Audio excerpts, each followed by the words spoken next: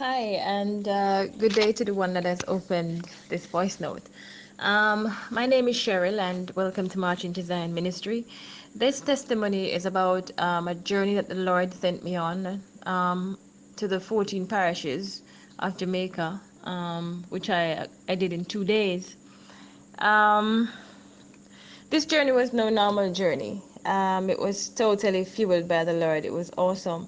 How it started was I remember I had exams in May, and the father said to me that I had a testimony to make. He said, but he required that this testimony be made in the studio. When I finished, and one morning from a vision, the Lord spoke to me and told me that it was time that he needed a voice. Um, Not only that did he tell me of that, he also told me that I needed to print some pamphlets and I needed to go to the streets of Mandeville for him. However, the same morning the Lord asked me to call my cousin and to tell him of the duty that I was given, and I called him and I told him what the Lord had asked of me and that I wanted a studio. He said okay that he would call me back. When he called back, he said okay, I've arranged for a studio for you, he says, and you'll go at 7:30. And he says you don't need to carry any money because it's already sorted out. And I said, cause I never have the money, And him said, it's all right, man. And I said, so did you pay for it? He said, I asked him. He says, no, so I did some good deeds for the guy there and so forth. So I'm just call him back in and, as another good deed for another good deed, and him say, all right, for tell if you come in, because you'd want some privacy as well. So come 7:30 when you could have the studio by yourself. I I was amazed, and I realized that the Lord was using the act of kindness, one of the most powerful things to use in this life, and on your journey as well. Um, and I went into studio. I did the recordings. I remember the second recording, it was too long. So I had to go back and to delete some of the spaces out of that. So I was supposed to leave out the 31st. That would have been the 31st of May to start the journey. And on the 30th, the CD still wasn't finished. Um, and then by yeah, the 31st, the same day, I would have to go and to finish up to finish burn the CDs. Now, when I was leaving home the day, the Lord said to me, Cheryl, you need to get a travel bag, he said. He said to pack 3 suits. He says 3 suits of clothes. He says one on your back and two in your bag. He says you start this journey with a skirt and you will finish with a pants. So I put a skirt, 2 suits in my bag, and I had one on my back. He said to me as well when I was packing the day, he said to go and get some small black bags, like a small black bag them where you get as well market. He said to put some of those in the bags. He said to me that you must have water for this journey and you must have fruit. You'll be eating a lot of fruits, he says. I remember I prayed before I left out, and I said, God, I said, Lord, I am nervous. I've never done this before. I said, and the Father said to me that Cheryl, you have already received practice. He reminded me that I was in England, and how did I get around England? And I laughed to myself. I said, Father, that was one of the most peculiar journeys ever. It never left me, because I was in England for a month, and I toured England by myself with maps, because everybody was busy, and you say, all right, I can't find my way, so I did that. So the Lord said I'd received practice, and it was amazing to me that some of the things that we're doing and we think that it's just leisure, we're truly on practice. um, uh, I felt reassured, and he said to me that Jamaica is a smaller country, and I'd been to most of the parishes. Anyways, that didn't put away all the what was going on, because I also had my daughter and I would have to leave her in care for 2 days. So I remember I went down and I prayed and I said, God, I'm asking you to cover her under your blood, and so forth and all of that. And when I went outside with my bag and I was putting it on my back, the phone rang. It beeped, and when I looked, there was a message from this lady that the Lord called her the angel of light. And she said to me that, Cheryl, do not worry of your delay, and do not worry of your child, because she's covered under the blood. I got the confirmation right there. And when I got the confirmation, it was so powerful. And I said, oh my God. I said, why am I worried? I said, Lord, you're going to work it out. And it's already done. And I walked out, went to the studio. finished the CD, and then I left, went to my cousin, and we burnt CDs, a total of 100 CDs I burnt the day. In all, we finished because we had started part one before, so it was just part two to be burned. I left. I left Odaba. I had left one in Odaba down by Esmart wholesale because part two wasn't burned yet before I went to the area where I was going to burn part two. So I left part one with a music seller at Esmart wholesale. Now, what the father asked of me was that the part one and part two CD, the father said that I had to go to every major town. And I left, I'm supposed to leave two CDs with the music seller and one at an Adventist church at which he will tell me. Now, when I went to Spanish Town, it was late evening, maybe about after 6, and I went to the other music seller now that's opposite Tasties. You know, after you pass the year store, first plaza, the right there, so we have a fruits man with, in Van Park, and other man always play music right there, so I left the CD there. And when I went to him, and after I gave it to him, I said, "Sir, my name is Cheryl. I am from Odaba. I am an Adventist, and the Lord has asked me to make these two testimonies and to take them to the 14 parishes." I said, "Sir, this is my first parish, and you're the lucky person for this gift here." And he said, "This is awesome." He says, "I'm honored." He took the CD, and the Lord said to me, "Cheryl, ask him how to get somebody in Alfred.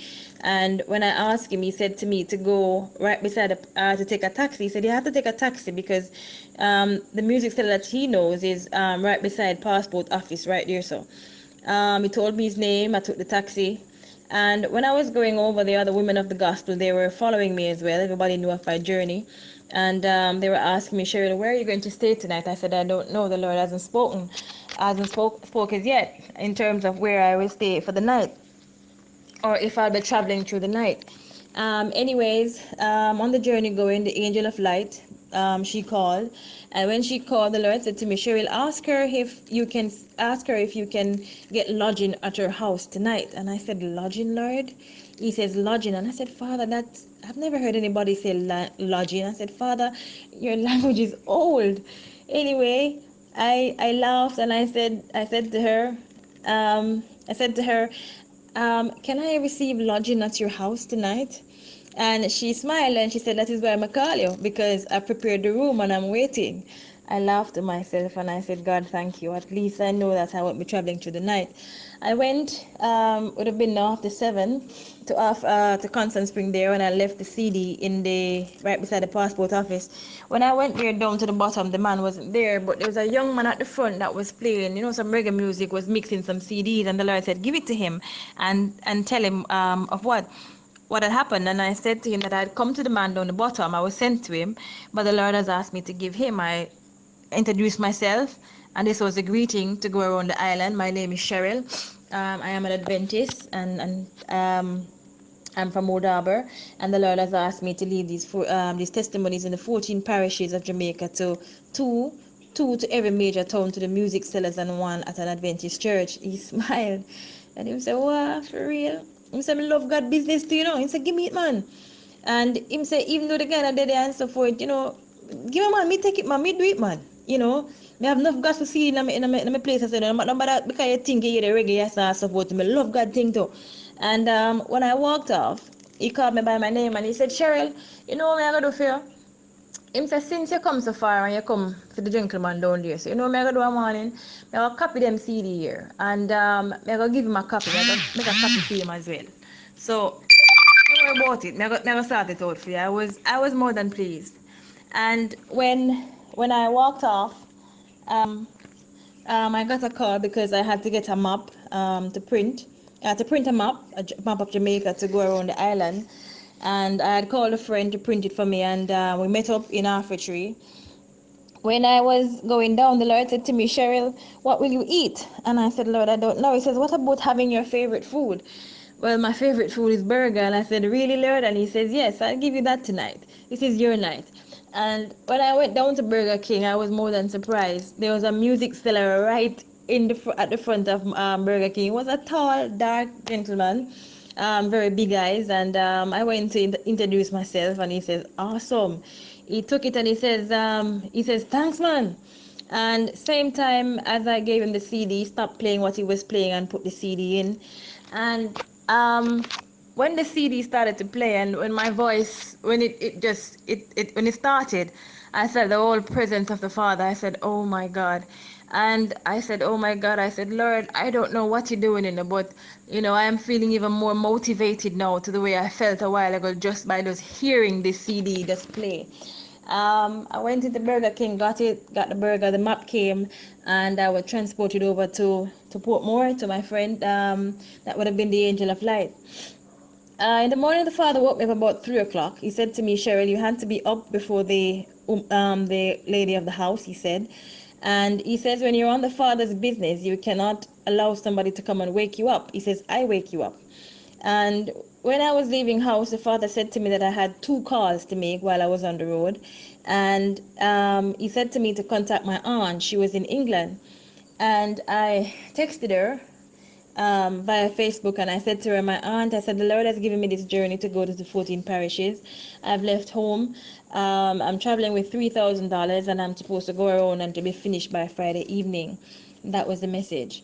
I sent it off. When the lady of the house woke up in the morning, she cooked vegetables, and I went out by 6. When I was going the bus, I was at the bus stop and the bus came. I was going to step up in the bus, and the Lord said, Cheryl, no, not that bus. Step out, step back. And I stepped back, and when I stepped back, I felt my bag was vibrating.